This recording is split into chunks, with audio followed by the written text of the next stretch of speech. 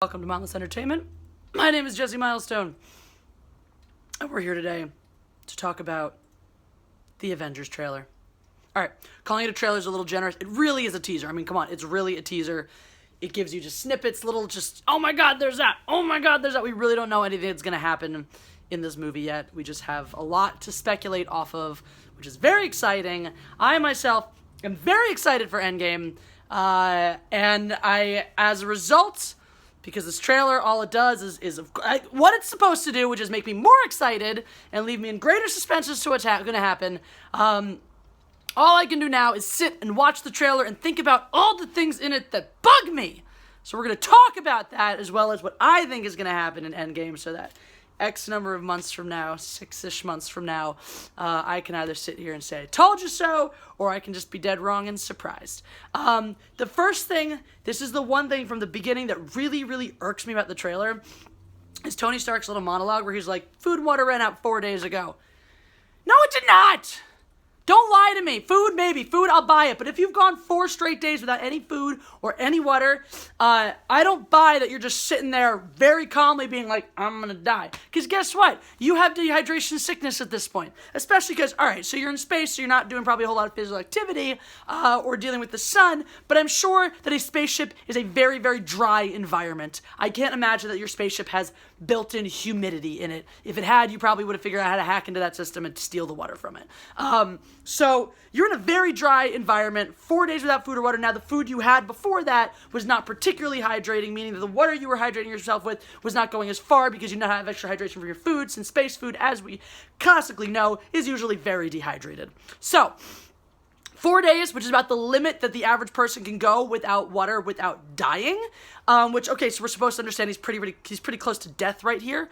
Except he's saying, oh, oxygen's going to run out tomorrow, so that's going to be the end. Not the lack of water over the past 4 days. The oxygen running out the next day is what's going to do him. He's fine without the water, which is BS, because I'm sorry, 4 days in a dry-ass environment without any water, your tongue is going to be swelled up to the point where you can barely talk. You're going to be suffering from dehydration sickness to the point where you're either going to be sweating profusely or you're going to be shivering your butt off, or a combination thereof, because after that much time without water, your body stops being able to regulate its temperature correctly. You're probably feeling nauseous. You probably can barely string a word together because your brain is not functioning. By the way, when you don't have enough water, your brain just doesn't do anything. In fact, you're probably just vomiting everywhere because you have dehydration sickness. I've seen people with dehydration sickness. It's ugly. 4 days, 0 water whatsoever. You have brain damage, my friend. You're not just sitting there being like, well, here's my calm reflections on the fact that I'm about to die. So bullshit. I'm calling bullshit on that. All right, okay. I know that Marvel, it's not never claims to be the perfect representation of science, but come on, if you're gonna give me a bit like that, make it real. Be like, food ran out 4 days ago, water ran out yesterday. Like, come on, just help me out here. You're a smart person, I'm a smart person, let's do smart people things together. Anyway, sorry, that really, I don't know why, but that just really bugged me, as you can tell. Alright, so other things that bug me. I really, really do not like Natasha Romanoff's new look. I mean, I feel like it's gotten worse. Maybe I'm wrong. Maybe it's the same exact way she looked in Infinity War. But even that, I was not pleased with. I don't like that we've gone this super straight little, blonde bombshell look. I mean, the thing I loved the best about her character, about Black Widow, in the first Avengers movie, well, her first appearance in the Avengers and all that stuff, was the fact that she was this more I mean, she's still ScarJo. She doesn't look like a real person, but she looked more like a real person. A little more like, I'm a human being. Now she's like, I'm a gorgeous Hollywood actress. And that pisses me off a little bit. I mean, you want to talk about, feminism and progressivism. Give me a fucking woman that looks like a fucking woman. She does not. So that was an issue. I don't like this new, I'm Black Widow, fear me. That doesn't do it for me. So that bugs me a lot. The other thing, all right, so AntMan is obviously going to play an important and pivotal role in this film. Should we be lucky enough, he'll just pop in and be like, here's the technology you need to time travel, and then pop out again. But I don't think we should be that lucky. Now, look, I'm nothing against AntMan. I actually haven't seen either movie yet, which I know, terrible me. I want to see them. I think I will like them when I do. I appreciate what they've done with that. I've heard they've done a wonderful job, blah, blah, blah. And from what I understand, the end of Ant-Man and the Wasp is very relevant to Avengers things. So, Yeah, I'll see him. I will see him. All right, that's not my issue. I don't have an issue with Ant-Man as a character, the movies, or anything like that. I have an issue with the way they've integrated him into the rest of the Avengers. This is my biggest problem with Civil War. I don't think he works. I don't think he works with the rest of the Avengers. In Civil War, I thought it was just a bunch of stupid comic relief, and that he really didn't serve a purpose or further my story or fit in narrative-wise. Narrative-wise, I think that Avengers overall, and I said this about Infinity War, did such a masterful job of integrating tone. All right, here's the tone that we use with an Iron Man movie. Here's what we use with the Thor movie. Here's what we use with the Hulk, here's what we use with the Guardians, let's just mesh it all together and it works. All right, so they managed that. They managed all these different actors, all these different styles of sort of storytelling and meshing it all together and working it in a really, really nice way. And I don't think Ant-Man fits in that chemistry melting pot. So I'm concerned. I'm concerned about what that's going to do to the movies because, again, like I said, he was my least favorite part of Civil War. I thought he really took away from some of that and just added a bunch of stupid comic relief to what was otherwise like a really dramatic, intense, emotional fight sequence. So that's, yeah, I'm not feeling that. Those are the things that bug me. I also, so there's a lot of questions, first of all, none of us actually believe that Tony Stark is about to just waste away and die of not having air on this ship in the middle of space with presumably Nebula. Nobody believes that is going to happen.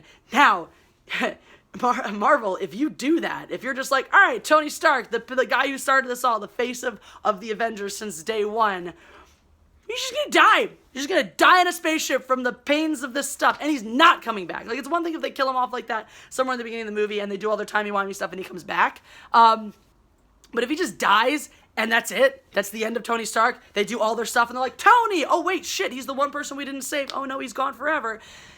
Good on you if you guys actually do that. That'll be really, really ballsy, but I don't think you're going to do that. I really don't think that you're going to have the balls to do that. I think Tony Stark is one of those characters you're going to quietly retire off and so that you have the option, unlike Cap, who's already been like, this is my last movie, you're going to keep Tony in the wings. You're going to have, Robert Jones, he just brings so much to the screen. You're going to have him in the wings for those moments in case you want him to just like pop back in, every now and then and be like, hey, Avengers, what's up? It's me. So I don't think that he's going to bite it. Again, if they do, I'll actually be pleasantly surprised. I think that's a really balls. I was gonna say ballsy, and then I was gonna say gutsy, so I turned into butsy. A really butsy move if they just axe him like that, but they won't. Now, all right, obviously, this isn't the whole Ant-Man, the way Ant-Man and the Wasp, yes, I know how it ended. Ant-Man and the Wasp ended.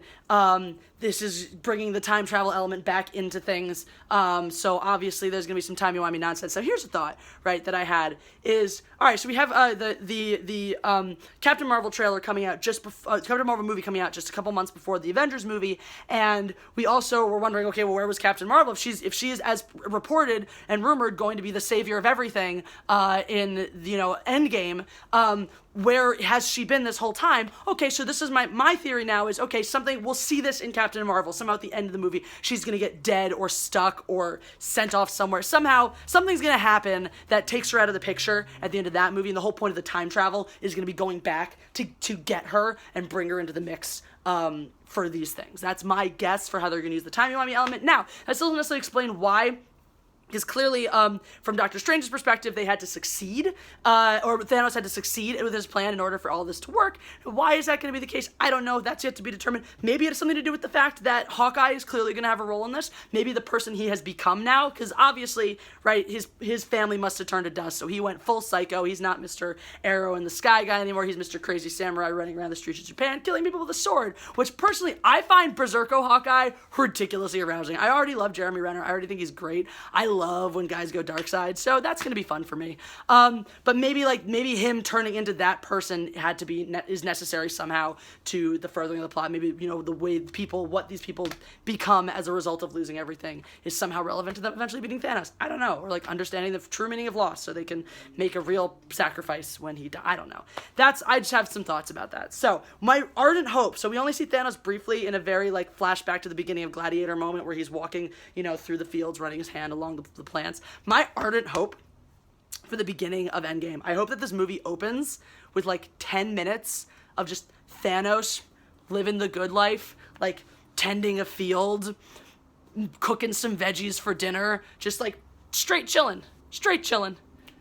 That's it. That's what I hope with you. Oh, that was my other thought. Is perhaps the reason that he had to succeed with his plan is that perhaps damaged the gauntlet, took a lot of energy out of it, whatever, weakened him, and there was no way they would have beaten him at his full strength prior to that. So that's another thought. But I don't know. We'll see. Anyway, I really, really hope the movie opens with just like 10 minutes of Thanos just chilling in his happy retirement, just living the peaceful life. I really want them to just build him up as a super sympathetic dude who's just like, I'm a quiet old man, and then they go kill him. I don't know. These are things that I want. Maybe that's what'll happen. Maybe the movie will just begin with like, kill Thanos, boom, he's dead. All right, now let's fix all this. Maybe the entire movie will not be about beating Thanos, but about fixing things. I don't know. My point is that I had issues with the trailer. Those are my issues. I'm done having issues now. I'm gonna go do something else somewhere else, and talk to you again tomorrow, probably, or the next day. Who knows? Anyway, I hope you enjoyed this. If you did, click that button that is the visual representation of the fact that you enjoyed it. If you're not sure what I'm talking about, it's the like button. And make sure you hit the notifications bell so you get notifications for my videos, because otherwise you might not know when I post them. And share these with your friends, because that makes me happy, and if I'm happy, I make better content, and that makes you happy, I hope. So, yay, symbiosis. Anyway, I'm gonna go now. Bye.